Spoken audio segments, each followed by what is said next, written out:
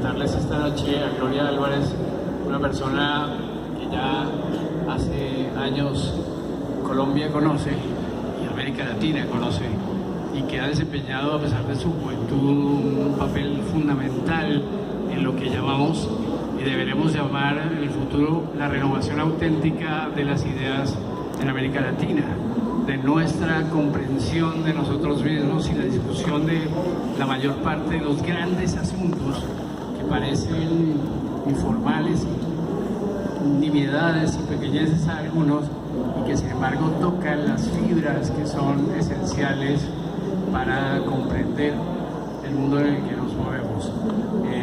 Gloria Álvarez, guatemalteca, muy joven, es una indiscreción siempre decirle a las mujeres, en todo caso, la juventud que la acompaña al mismo tiempo ha sido desde muy temprana edad inquietud profunda y profusa por la comprensión de la política en nuestro mundo, por los equívocos, por las contradicciones, por las tribus y las dificultades, como las llama Vargas Llosa, a través de las cuales se ha conformado un pensamiento político sumamente contradictorio, por decirlo menos. Vamos a hablar hoy de un libro excelente que se llama Cómo hablar con un progre, pero en primera instancia quisiera que ella presentase sus puntos de vista sobre el asunto de la socialdemocracia que está en el subtítulo, para saber de qué estamos hablando y entonces así hacer una disección lo más perfecta posible del progre, del progresista y de sus sucedáneos y de todas las implicaciones y, digamos, impactos que ha tenido en nuestra sociedad y en muchas sociedades como la nuestra. Es, como les digo, un orgullo presentar a Gloria Álvarez en esta Feria del Libro. Gracias, Enrique. Gracias por estar aquí un sábado en la noche. Gracias al Grupo Planeta por hacer esto posible. Gracias, Enrique, por estar por acá. Y bueno, para empezar con el tema de la socialdemocracia. ¿Cómo hablar como un progre? Es un libro anecdótico que empieza desde que yo me enfrento a los micrófonos a los 19 años en Guatemala en una radio juvenil en el año 2005, y yo me empiezo a dar cuenta que el micrófono sirve para que la juventud te vuelva su psicóloga, su analista, su amiga, su cómplice, y empiezo a darme cuenta que la juventud en Guatemala tenía profundas carencias de autoestima. La mayoría de llamadas eran mis abuelos no me aceptan porque soy gay, mis amigos me dicen que la carrera que escogí para estudiar no es correcta, y obviamente al mismo tiempo de una profunda baja autoestima, una confianza en que algo fuera de ellos era lo que iba a decirles o dictarles por dónde debería de ir su vida. Y eso hace que la socialdemocracia se oiga tan hermosa y tan bonita. ¿Cómo hablar como un progre? Yo tengo anécdotas de hablar con socialistas de todas partes del continente, de España también, de Estados Unidos. Probablemente no haya nadie que lleva 8 años en las redes sociales respondiéndole a diario a tantos socialistas como yo. No conozco. No es tampoco un trabajo tan difícil como la gente se imaginaría, porque el 95% de los miedos siempre son los mismos. Que si el mercado libre es inmoral, que si el individuo en libertad se va a portar mal, que legalizar las drogas es un desastre, que el empresario es peor que el burócrata, que el Estado sabe mejor que tú lo que te conviene. O sea, los miedos casi siempre son los mismos. Y cuando algo se repite constantemente, no es casualidad, es estrategia. Si en todas las universidades estatales, desde Río Grande hasta la Patagonia, hay una plaza, un monumento, una escultura dedicada a Ernesto Guevara, eso no es orden espontáneo, eso no es mano invisible, eso es estrategia. Y obviamente eso me lleva a un camino de empezar a ver qué es lo que está pasando. Y la socialdemocracia, hay gente que te dice, bueno, es que no es lo mismo socialdemocracia que socialismo que comunismo. Y entonces, pues yo varias veces he dicho, bueno, es que el dilema del socialista es el siguiente. Si comunismo es la segunda fase descrita por Marx en el Manifiesto Comunista y en la crítica al proyecto de Gotha, Marx era muy claro en decir que comunismo solo se alcanzaba cuando había abolición del Estado, había abolición del dinero, del papel moneda, y había abolición de la propiedad privada. Ninguno de los proyectos que han implementado el Manifiesto Comunista han llegado a esa segunda fase. Los estados han sido cada vez más grandes en la Unión Soviética, en China, en Cuba, en Venezuela, en Corea del Norte. La propiedad privada no desaparece, solo se concentra en los grupos que gobiernan, en Stalin y sus cuates, en los Castro y sus cuates, y el papel moneda tampoco desaparece. Entonces, si comunismo es estrictamente llegar a la segunda fase, el mundo nunca ha vivido comunismo. Por lo tanto, lo que ha vivido son versiones de socialismo. Y si lo que hemos vivido son versiones de socialismo, socialdemocracia, ¿qué es? ¿En qué se diferencia la socialdemocracia de socialismo? Bueno, nos vamos a la definición de socialismo y resulta que el socialismo es el control de los medios de producción por parte del gobierno. ¿Y qué busca la socialdemocracia que sea distinto a eso? Y entonces vienen y te dicen, no, porque la socialdemocracia no es tan extrema como el socialismo. O sea, algunas cosas van a ser estatizadas, pero otras no. Y yo le digo a los jóvenes, ok, dame la lista exacta. Dame la lista exacta de cuáles son las cosas que deben ser nacionalizadas y estatizadas. Entonces ellos muy convenientemente te dicen, bueno, la salud, la educación, la vivienda, los alimentos. Y ahí si los sigues llevando, terminan en, no sé, los juguetes, los iPads. Pero esa es una respuesta muy fácil, porque nacionalizar la educación, eso es una respuesta fácil. Educación tiene muchos rubros y muchas industrias. Está la industria del papel que hace los libros, la industria de la madera que hace los pupitres, la industria del cemento que construye las escuelas, la industria de los bolígrafos, o los, ¿cómo le dicen aquí? Los viromes, las plumas, los esferos. Está la empresa que hace escritorios, la empresa que hace teléfonos. Entonces, cuando hablamos de nacionalizar algo, resulta que bajo ese algo hay miles de millones de empresas y miles de millones de empresarios y de trabajadores. Y ahí es donde los propios socialistas se confunden entre ellos, en darte la línea exacta de qué es socialdemocracia y qué es socialismo. Por lo tanto, yo me adscribo a la frase de Rand, donde ella decía, la única diferencia entre comunismo y socialismo es que el comunismo es impuesto y el socialismo es electo en sufragio universal. Muy bien. Como ven ustedes, es alguien poderoso en sus afirmaciones. Vamos a hablar un poco de ese mito de la sacramentalización o sacralización del pueblo. ¿Qué es el pueblo para un progresista? ¿Qué es el pueblo para un socialdemócrata? Y cómo a veces incluso ha contemplado traicionar al pueblo. Sí, ese es un ejemplo que yo uso mucho en mis conferencias, ¿no? O sea, todo el mundo habla en nombre del pueblo, ¿no? Y por el pueblo vamos a hacer esto. Y claro, y cuando tú estás oyendo al político, a huevo tú te sientes pueblo. Nadie quiere ser antipueblo, todos nos queremos ser antipueblo, pero yo pregunto, ¿quién es pueblo? ¿A qué huele pueblo? ¿Cuántos años tiene pueblo? ¿En qué trabaja pueblo? ¿Cuántos hijos tiene pueblo? ¿Qué le gusta pueblo? Porque a mí me encantaría ir un día a la casa de pueblo y tocarle la puerta.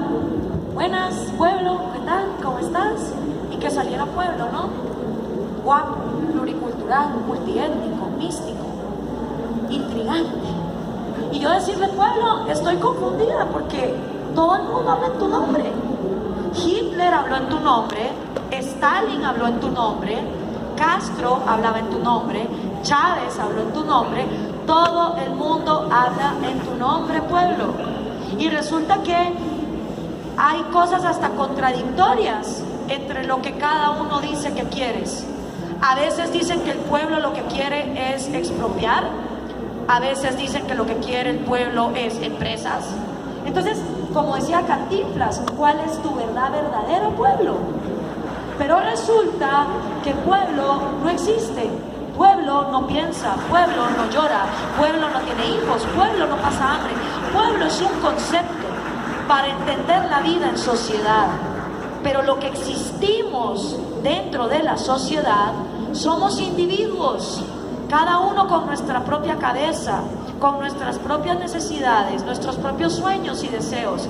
Y en el momento en que un político nos aborrega a todos en pueblo, nos aniquila esa individualidad para podernos tratar de tú a tú, en lugar de tratarnos de una masa hacia otra masa que por lo demás no existe. Muy bien. Se ha forjado desde hace unos años y con particular fuerza un sentimiento y un movimiento que se llama, o que se ha postdenominado marxismo cultural, que en la interpretación gramsciana supone que abandonando la lucha material, al mismo tiempo enfila contra la cultura y conquista la cultura de la sociedad. Ahí es donde se originó el concepto de progresista y de progresismo que vamos a tratar de diseccionar el día de hoy. ¿Cómo ves tú el hecho de que eso haya sido tan poderoso y tan exitoso y que un marxismo cultural como este que nos avasalla en nuestros días esté dando pasos de animal grande? Gramsci, la verdad, fue el primer comunista en parársele a Marx y decirle: no, mano, o sea, estabas equivocado. La lucha violenta puede implementar el comunismo, pero no lo sostiene a largo plazo. Lo que sostiene estas ideas a largo plazo es el lavado de cerebros. Es tener en todas las universidades estatales un monumento, una plaza al Che Guevara. Es tergiversar la neolengua, utilizar banderas como lo políticamente correcto para que no haya un debate. América Latina es el único continente donde le tenemos más miedo a las palabras que a las balas. Aquí nos matamos cuando queremos pensar diferente, y por eso Ernesto Guevara es el líder por excelencia desde México hasta la Patagonia. Y yo por eso desde la portada de este libro quise meterme con ese personaje, porque este continente no va a tener una juventud que dialogue en paz y prosperidad mientras su líder por excelencia sea un carnicero homofóbico y racista, que por lo demás el día que su hija nació se burló de ella por sus rasgos indígenas diciendo: uy, qué fea, se parece a Mao, ¿ok? Entonces, mientras ese sea el referente cool por excelencia, este continente no va a tener una juventud que realmente sepa dialogar. Y vivimos en un continente donde le tenemos más miedo a las palabras. A mí me han cancelado debates a última hora, han amenazado con bombas si yo me presento en universidades estatales, y eso es gracias a ese marxismo cultural. Le tienen pánico al debate de ideas porque las suyas son tan malas que entonces es la confrontación, el insulto y encima lo políticamente correcto cuando les conviene, para evitar a toda costa el debate. Y como les digo, cuando algo se repite en la neolengua, por ejemplo, Pablo Iglesias lo llama la casta, López Obrador lo llama la mafia del poder, Lula los llamaba los cochiñas, los Kirchner los llamaban los gorilas, Correa los llamaba los pelucones, Chávez los llamaba los escuálidos, Castro los llamaba los gusanos. Si algo se repite, no es casualidad, es estrategia. Entonces resulta que los progres se las llevan de revolucionarios y minoría cuando son la amplia mayoría. Pregúntenle ustedes a 10 jóvenes latinoamericanos si el Estado debe controlar la economía, la educación y la salud, y te van a decir que sí. 9 de 10, lo más probable. Entonces, ¿qué de revolucionario tiene hacer lo mismo que toda la vida se ha hecho? ¿Qué de revolucionario tiene salir a protestar y decir: pinche gobierno, cómo nos robas, cómo nos mientes, pero la solución es más gobierno? No tiene nada de revolucionario.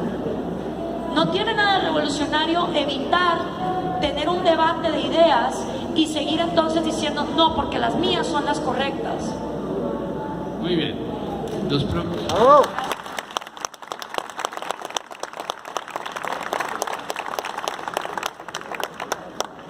Los progresistas además han alcanzado las esferas más altas de la sociedad, de manera que individuos con mucho dinero, mucho poder, medios de comunicación, influencia tremenda, son como los caballos de batalla y los adalides de este progresismo feroz, militante, que presume de tolerante, que presume de abierto, que presume de generoso, y claramente no lo es. ¿Cómo lo pintas tú en tu libro? Bueno, yo agarro las típicas incongruencias del progre, ¿no? El ecologismo, por ejemplo. Sí, que estamos matando el planeta, que el pinche capitalismo, y resulta que si uno va a Caracas, uno se encuentra como una de las ciudades más sucias que hay hoy por hoy en el mundo, donde la basura está desperdigada por todos lados. Resulta que los países más pobres son los más contaminantes. El 95% de las fuentes acuíferas en Guatemala están hechas una porquería. Pero como el agua tiene que estar a cargo del Estado, y Dios guarde privatizar. Entonces, nos damos cuenta que, por ejemplo, en el tema del ecologismo, mientras más pobre es una persona, más le vale madres el medio ambiente. La gente que empieza a tener una conciencia ambiental es porque primero tiene la plata para alimentarse y entonces preocuparse por los animalitos y los arbolitos. Ahora, el que realmente le importa el planeta, que haga algo con sus propios recursos, porque la hipocresía del progre es solucionemos todo pero con dinero ajeno. No, y yo pongo en el libro el ejemplo del movimiento de reforestación que yo creé. Claro, para yo crear un movimiento de reforestación, primero tuve que estudiar algo para ser productiva para mi sociedad, para tener un sueldo y en lugar de ser una carga, poder contribuir. Y ese es el orden de las cosas que el progre niega. No termina la universidad, no le gusta trabajar y quiere ir a salvar el mundo cuando no puede ni pararse en sus propios pies y sigue viviendo en la casa de los papás. Entonces, si uno quiere hacer algo por el planeta, uno con su plata y su dinero va y siembra árboles o va y salva animalitos. No va a gritarle al Ministerio de Ambiente que haga algo. Eso es muy fácil, salir a protestar, pero ser uno el protagonista del cambio, esa es otra cosa. Lo otro es el feminismo, ¿no? La mujer, sí, siempre y cuando la mujer sea una lesbiana socialista que comulgue con ellos, porque si es libertaria, entonces de pinche puta para arriba. Y perdónenme que se los diga, pero es lo que a mí me han dicho los progres. Entonces el feminismo se acaba hasta que es una mujer que piensa que el capitalismo es lo que hay que defender. Luego el pacifismo, sí, el pacifismo todos tomémonos de las manos, excepto para el libre intercambio de bienes. Ahí sí hay que poner barreras arancelarias, hay que proteger la industria nacional, cuando no seamos hipócritas.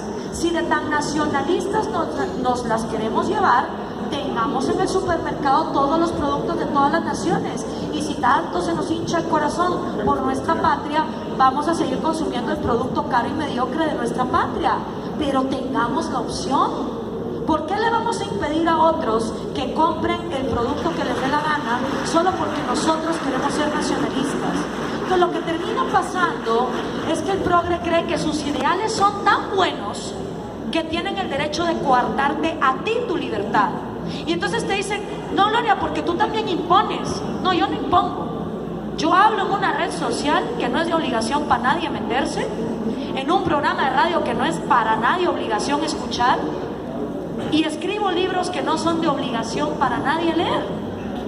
Lo que le molesta al progre es que estas ideas están empezando a cobrar sentido, que por primera vez los libertarios ya no somos aquellos lunáticos, sino que después de probar con la izquierda y con la derecha y darse cuenta que ambas son estatistas y mercantilistas, finalmente los libertarios estamos empezando a cobrar sentido en una sociedad que está harta de que le mientan y que le sigan vendiendo al gobierno como la solución cuando el gobierno es el problema. Entonces, te hablan de pacifismo, te hablan de democracia, pero admiran la dictadura más vieja que hay en este continente, que es la cubana.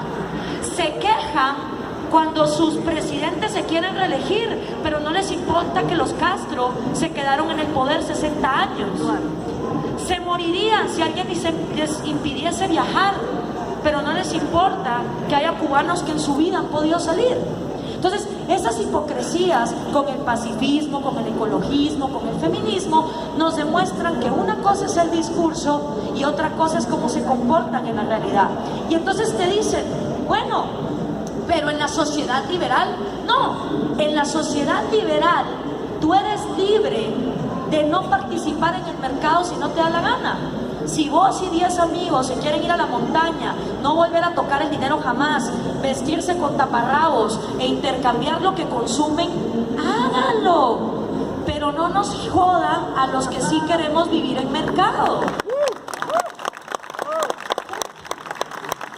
Ahora, eso sí, si quieren ir a vivir como hippies, páguenselo ustedes. No pretendan que alguien más tenga que subsidiar esos proyectos. Muy bien. Otro aplauso.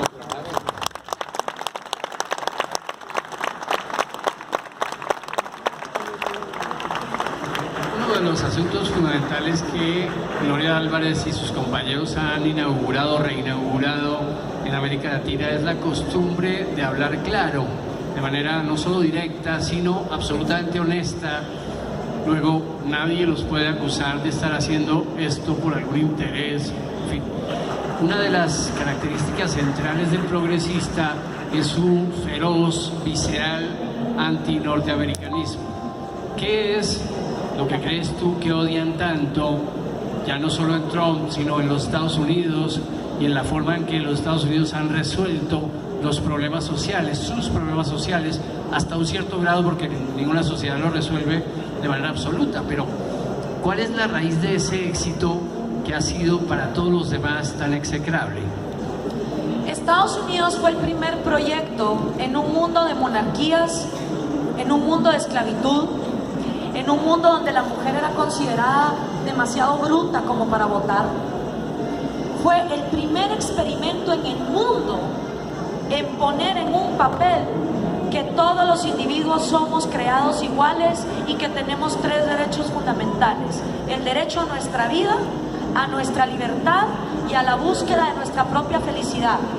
1776. Y entonces viene el progre y te dice, sí, pero es que Jefferson tenía esclavos. Ajá, porque la esclavitud era la norma de la humanidad de toda la vida hasta ese momento.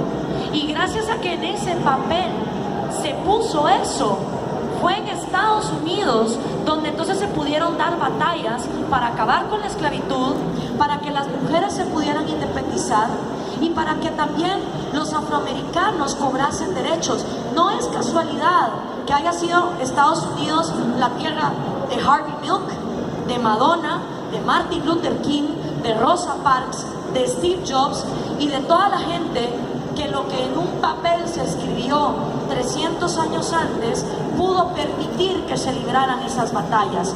Y el resto del mundo aprendió de eso y lo extrapoló. Ahora, el Estados Unidos de 1776 es una cosa, lo que fue pasando después es otra. Y hoy por hoy, si los padres fundadores se levantasen y vieran el Estados Unidos de 2018, se mueren de la depresión, porque es una nación que le ha dado la espalda a sus propios principios. El ejemplo más claro es que 30 años después de que Ronald Reagan dijera Mr. Gorbachev, tear down this wall, Bernie Sanders ofreciendo socialismo era una opción. Entonces, ese Estados Unidos del self-made man, del gobierno limitado, del free market, está en el colapso.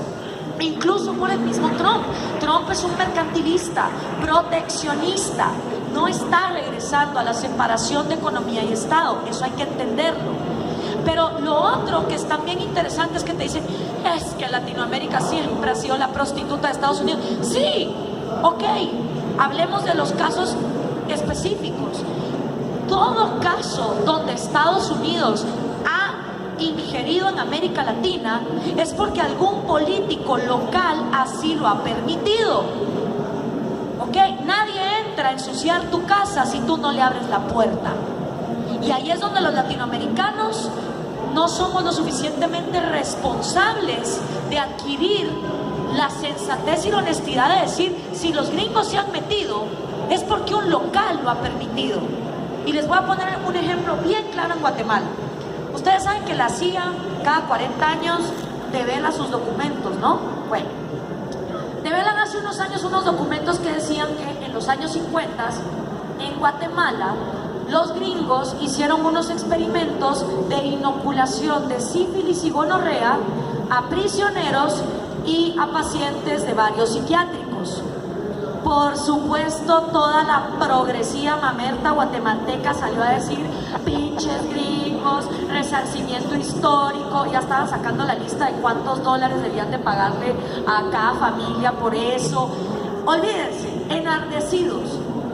Como a la semana salen documentos de Juan José Arévalo, que hagan de cuenta es el Allende guatemalteco, ¿ok? Es el big hero de Juan José Arévalo autorizando dichas inoculaciones. Y miren, nunca jamás se volvió a hablar del tema, porque eso le fascina a los progres. O sea, cuando algo desmiente su argumento, lo soterran. De eso ya no hablemos. Entonces, no nos hagamos los tontos. Cada vez que Estados Unidos ha entrado a nuestros países es porque un local lo ha permitido.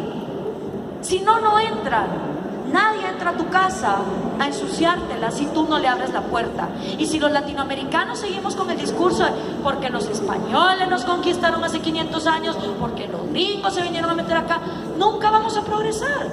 Ustedes miran a los japoneses después de Hiroshima y Nagasaki pidiendo resarcimiento histórico y siendo una nación tercermundista donde todo el mundo se queja. No, ellos no andan revolcándose en esa literatura de victimismo para justificar que no han podido agarrar su destino y ponerlo en orden.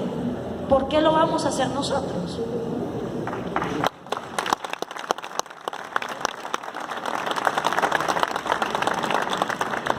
Efectivamente, parece que hubiera un profundo desprecio al poder de la libertad y al poder del individuo. ¿En dónde crees tú que radica el hecho de que en América Latina la libertad de cada uno cuente tan poco para cada uno y sobre todo cuente tan poco para todos? De manera que unos pocos que se creen libres para libertar a los demás, para presumir por dónde deben ir, se tomen la vocería absoluta y los suplanten.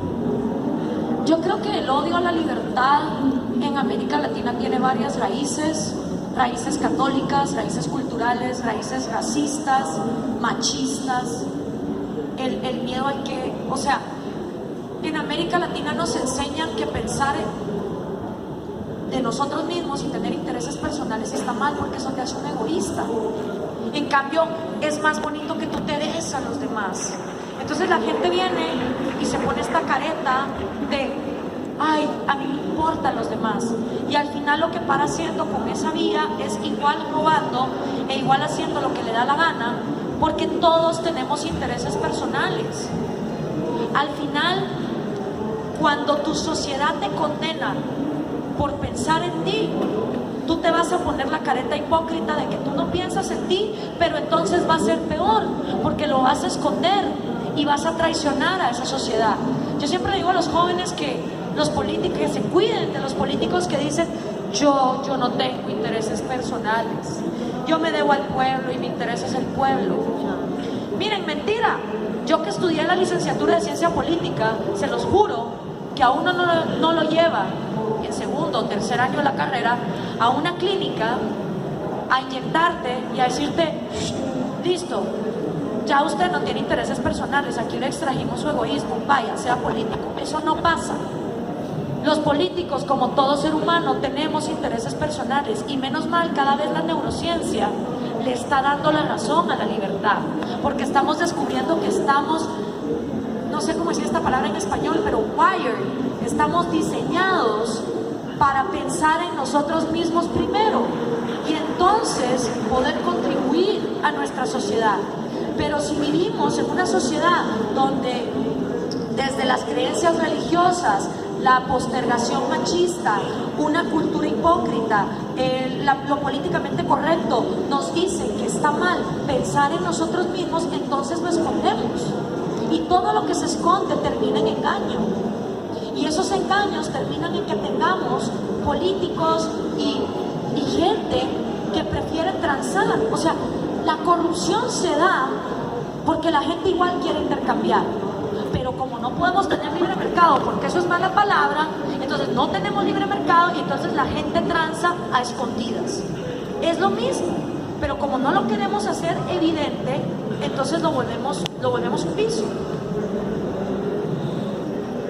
El asunto de la libertad también nos lleva por un camino problemático y que es muy interesante destacar aquí, y es que hay unos a los que les va claramente bien y a otros a los que les va mal.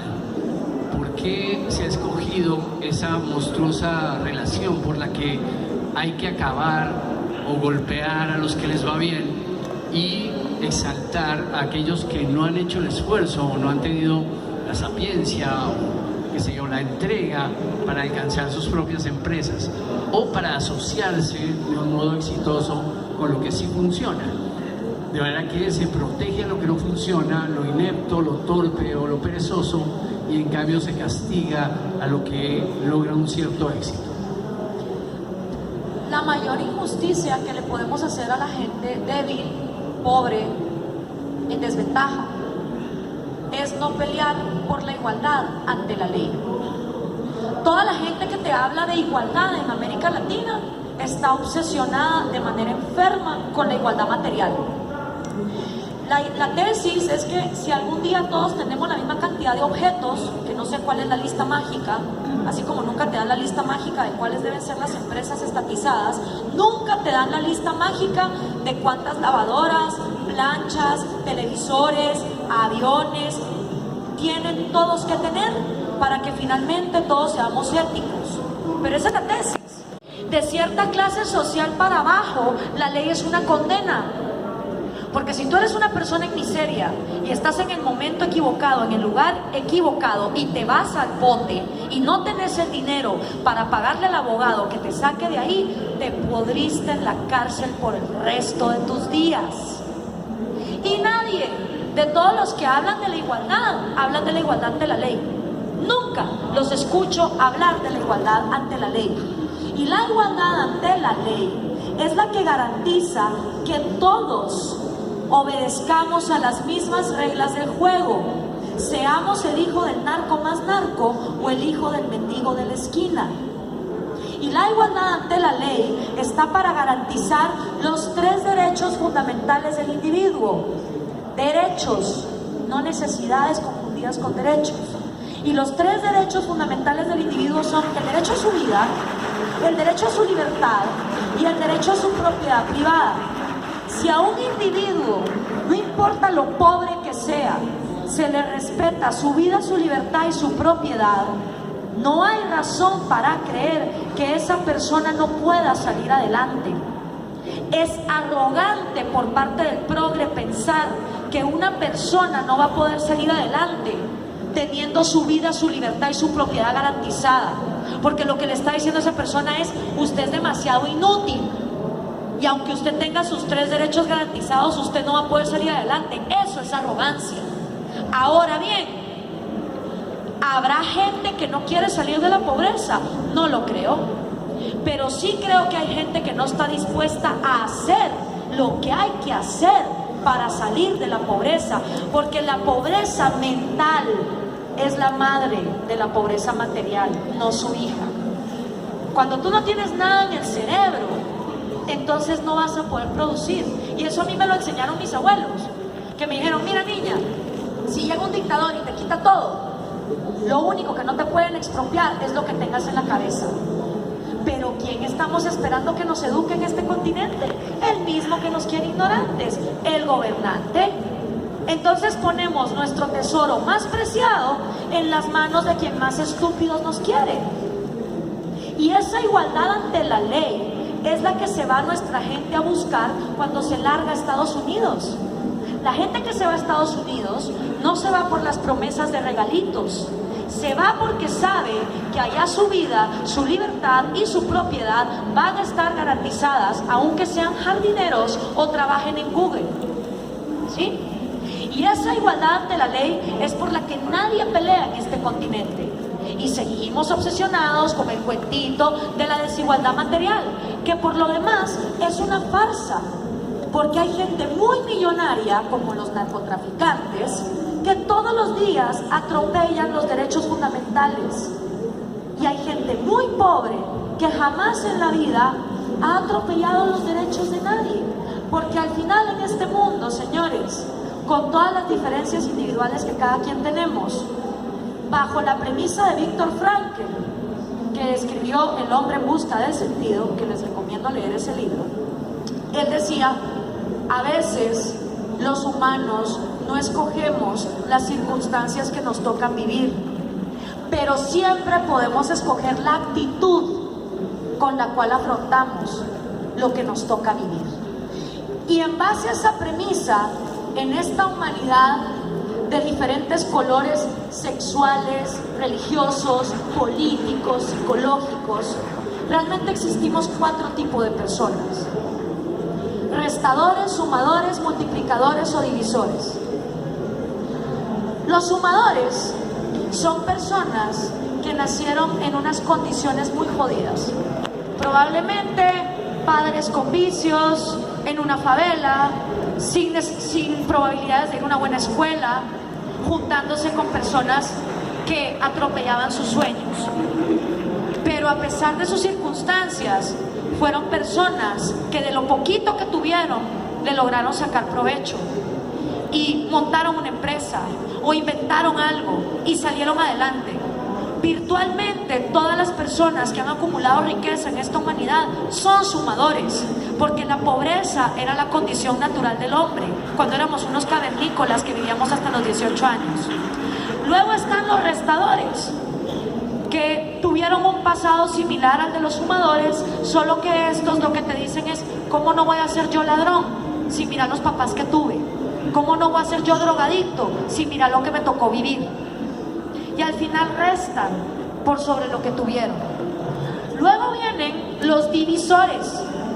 Los divisores son personas que nacieron con buenas oportunidades, en una buena casa, con plata, pero que se somataron la fortuna del abuelo, en prostitutas, en yates, en mujeres, en malos negocios, no estudiaron, no aprovecharon lo que la vida les dio y probablemente murieron con menos de lo que alguna vez tuvieron. Y por último están los los multiplicadores, que son las personas que igual nacieron en buenas condiciones y que aún así tomaron provecho porque se acordaron de lo que le costó a sus papás y a sus abuelos salir adelante y dejaron este mundo con más fuentes de empleo y con más oportunidades de lo que ellos tuvieron. ¿Y saben qué? Sin importar quién seamos, nosotros decidimos con nuestra actitud cuál de esas 4 hay. Y si un progre te dice: pero es que hay gente que no está lista para eso, ¿con qué arrogancia lo dice? ¿Quién es él para decir eso de otros? Eso sí me parece arrogante, que haya gente que crea que sabe mejor que otros cuáles son sus capacidades.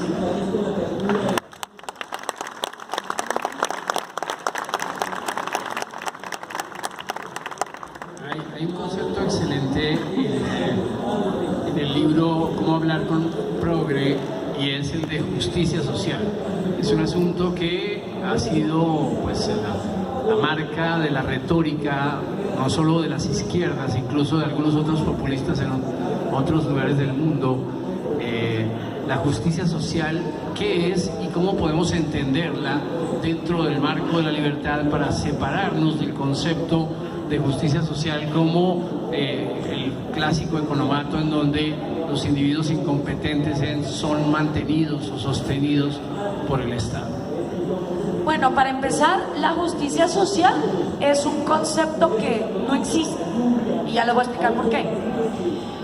El individuo y la definición de justicia que yo más como que concibo es que justicia es darle a cada uno lo suyo. Y todo ser humano, lo suyo es su vida, su propiedad y su libertad. Entonces lo justo es respetar la vida de cada cual, su propiedad, que la propiedad no empieza por las empresas o por las casas. Tu primera propiedad es tu cuerpo y tu segunda propiedad es tu mente. Esas son las primeras propiedades con las que tú naces. Sin cuerpo y sin mente, tú no puedes ni acumular, ni innovar, ni desarrollar otras propiedades. Entonces, que te respeten tu cuerpo y tu mente significa que te respeten tu libertad para hacer con tu mente y con tu cuerpo lo que tú mejor convengas. Y lo tercero es tu libertad. Entonces, lo justo es darle a cada quien lo suyo. Y la mayor justicia social de todas, si lo quieren ver así, es que respetemos al individuo como la minoría más pequeña que hay. Aunque un lunático dictador quiera acabar con ese individuo, o aunque una mayoría pida a gritos matar a ese individuo. Ahora, quien me dio a mí la mejor explicación de justicia social fue un profesor mío en Guatemala, en la Universidad Marroquín, Armando de la Torre, y nos dijo, a ver, por definición, el que comete actos en este mundo es el individuo. Las masas no cometen actos. Cuando una turba lincha a alguien, cada cuchillada es responsabilidad de la mano de alguien, aunque haya sido todos contra uno. No existe tal cosa como crímenes colectivos. Cada individuo es responsable de lo que sale de su propio cuerpo y de su propia mente.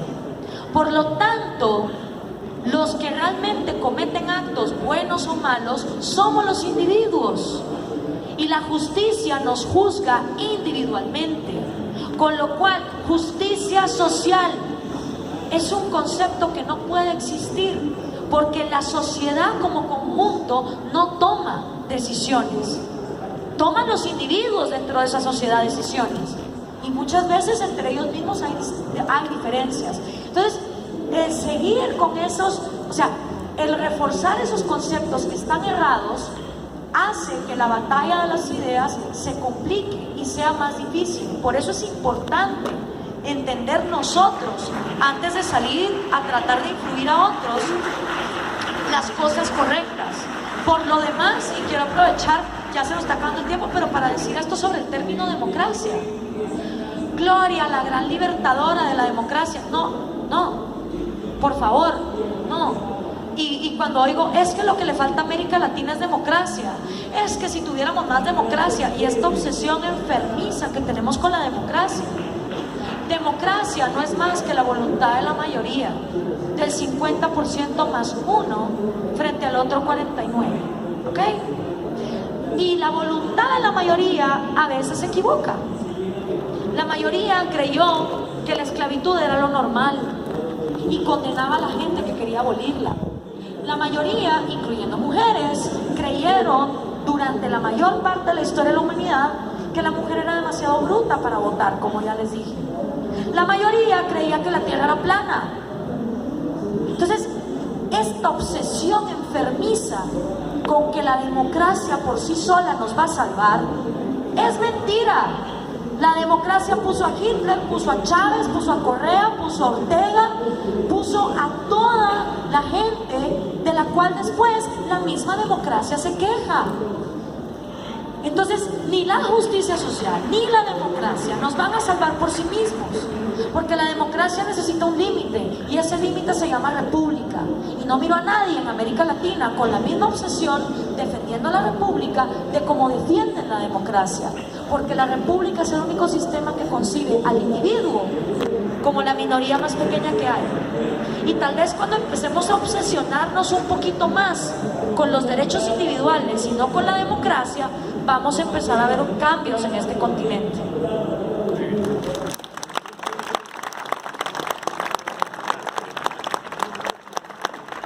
¿Qué opinión te merece a ti la situación colombiana, además a un mes de las elecciones, en un país crispado y en muchos aspectos confundido?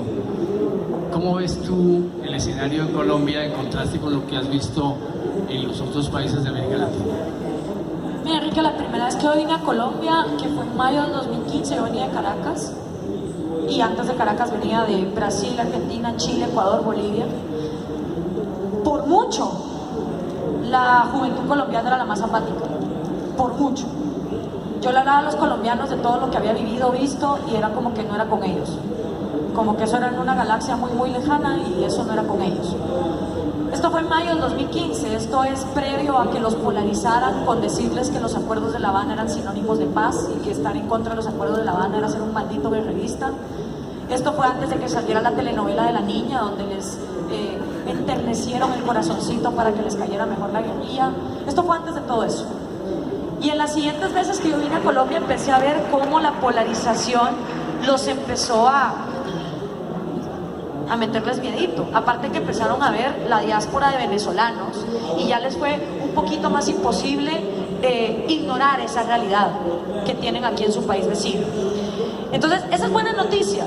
Es mejor tener una sociedad ahuevada que apática, porque el río revuelto, ganancia de pescadores.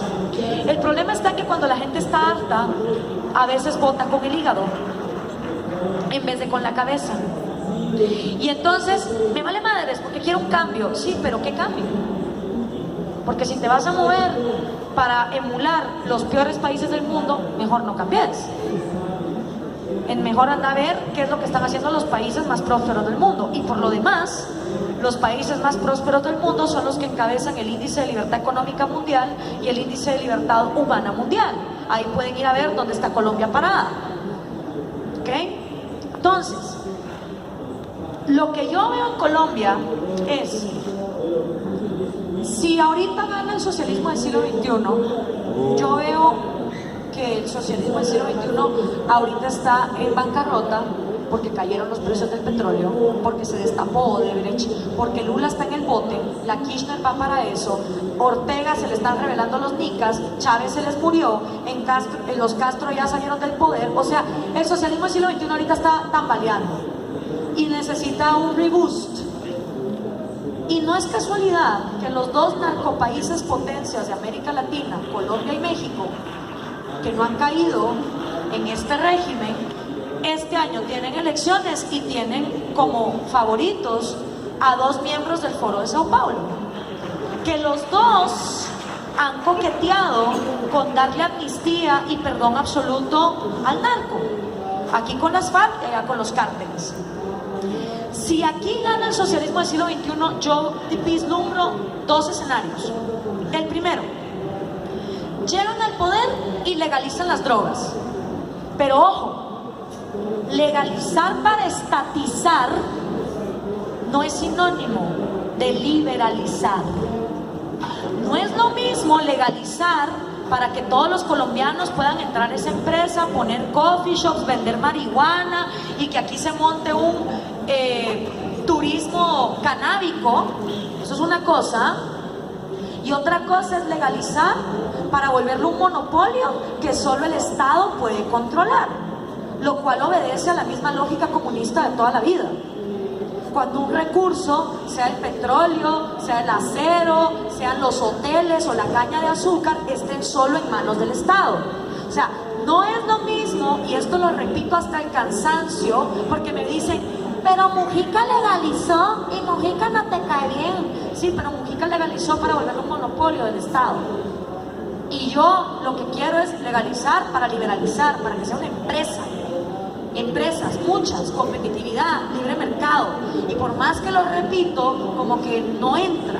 Entonces, si un gobierno del socialismo del siglo XXI legaliza para estatizar, vamos a tener el primer narcosocialismo del siglo XXI.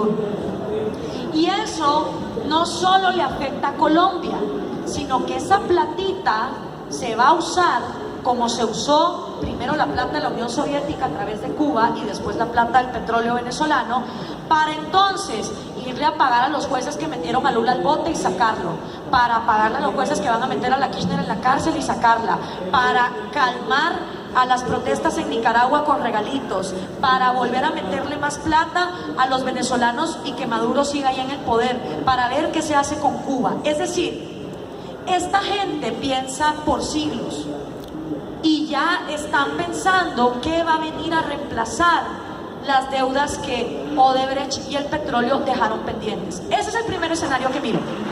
El segundo escenario que miro, si gana el socialismo del siglo XXI, es que se ponen en el poder y se ponen esta careta de ahora que estamos en el poder vamos a luchar contra las drogas.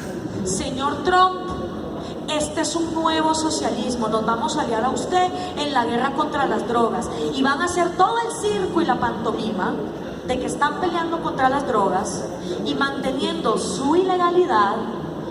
La ventaja de eso es que tiene más rentabilidad un recurso prohibido que uno no prohibido, y de todas maneras seguir financiando a todos los países que son miembros del socialismo del siglo XXI. Esos son los dos escenarios que yo veo para Colombia, sí, por lo menos de manera estratégica. Entonces, no solo preocupa que Colombia entre en esto, le debería de preocupar a todos los países de la región lo que este año va a pasar en México y en Colombia. Muy bien, muchas gracias por esa.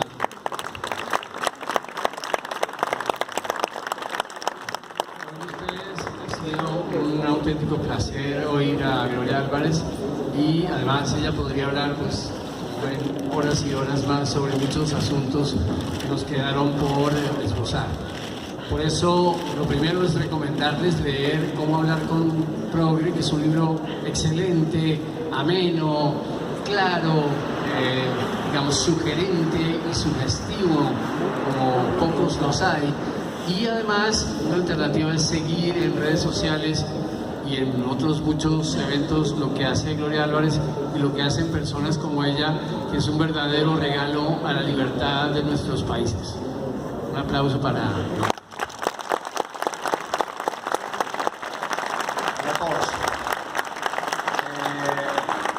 Afuera vamos a organizar una firma de libros, entonces pues si quieren ir muy ordenadamente allá, ella va a firmar libros, va a responder preguntas y tomar una foto. Les recomiendo que usen mucho el hashtag